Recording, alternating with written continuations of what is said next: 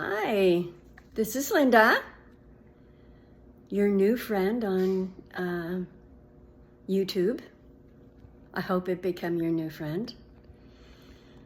Today I want to just talk a little bit about plants. I love having plants in the house. It really makes your home feel more like people are living in it. This is same with pictures. When you put pictures on the wall, it changes the whole ambiance of your home. And the same with plants. That's my opinion. And it's very difficult to grow plants here in the state of Florida just because it is so darn hot.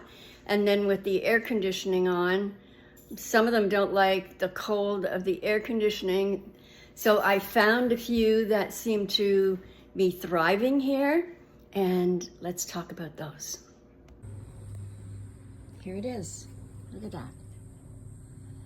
I'm gonna have to cut it again. It's getting too, I don't like to have it too large here. And I did actually add a few cuttings of Wandering Dude. And I will show you how I propagate that in a minute.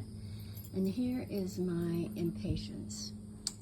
This poor plant, it's so hot here in the state of Florida that initially I had it at the front of the house for color, and I was just killing it. So I had to move it to the back into the lanai where it gets shade, and then about later in the afternoon it gets full sun.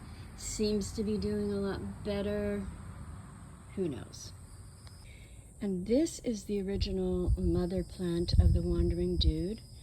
I cut it back, as you can see, but I think I'm going to have to move it because now that the weather is, you know, we reach almost 100 back here and it's only the beginning of July.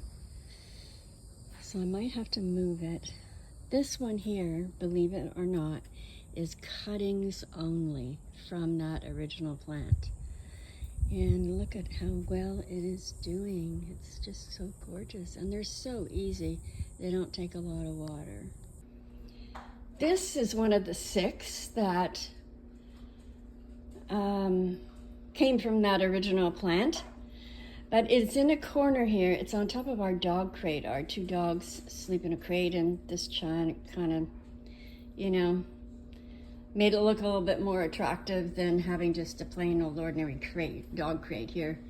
Anyway, this one is very slow growing because it is, as you can see, in a bit of a dark corner right here. This, my sister made. She's such a talented woman. And I have another one that I will show you. Here's another one that is from cuttings. And it is not all that old right now. I have it on top of my freezer in the kitchen. It gets a fair amount of light.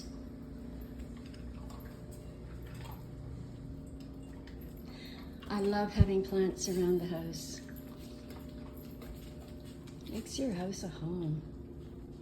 And again, this lovely bee plant stake my sister made, which I love. And this is an Easter lily. It continues to bloom. I've had it, oh gosh, at least a year, maybe longer. And I feed it, spray it, and sometimes it has chew flowers on it.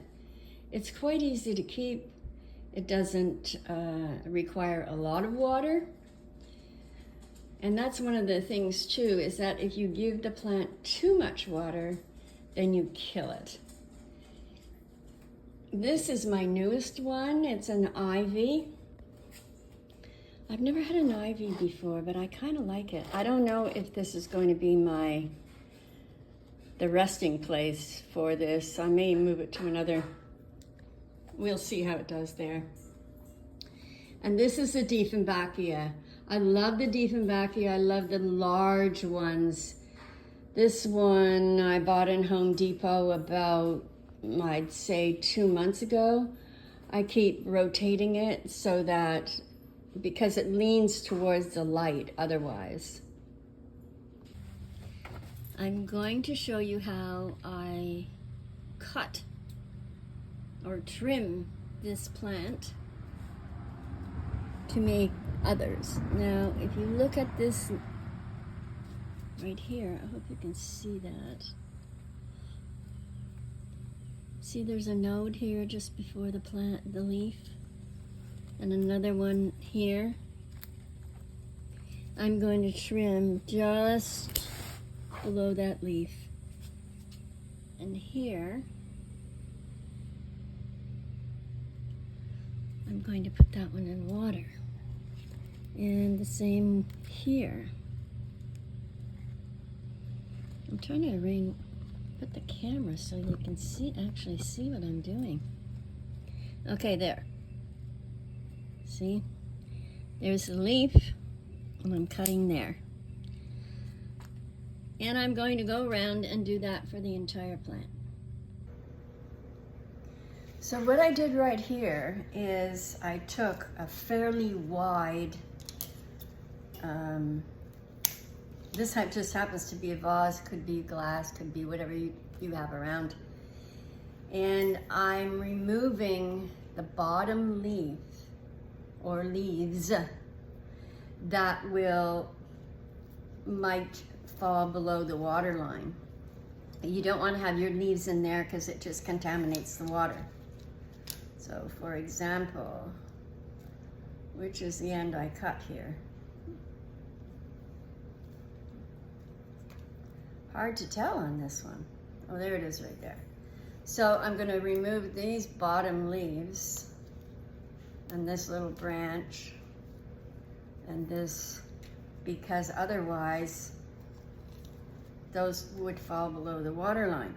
And all you have to do is just keep replenishing the water. You'll see roots. And actually this wandering dude roots so easily, you could just stick this directly in soil. You wouldn't even need to root it in water. That's the way I do it. And see, how easy is that? And pretty soon we'll have plant number 7. I end up giving them away, but I don't like the original plant to become too bushy. I know some people like to hang them. I just find they look really straggly and don't, you know, to me it's not appealing.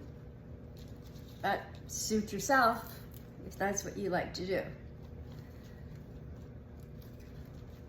And I think I have them all now. Yeah, that's it. So, we'll just keep watch on this and see how long it takes for it to actually root. And I'll be giving away another plant, I guess. Thank you for watching. Please subscribe.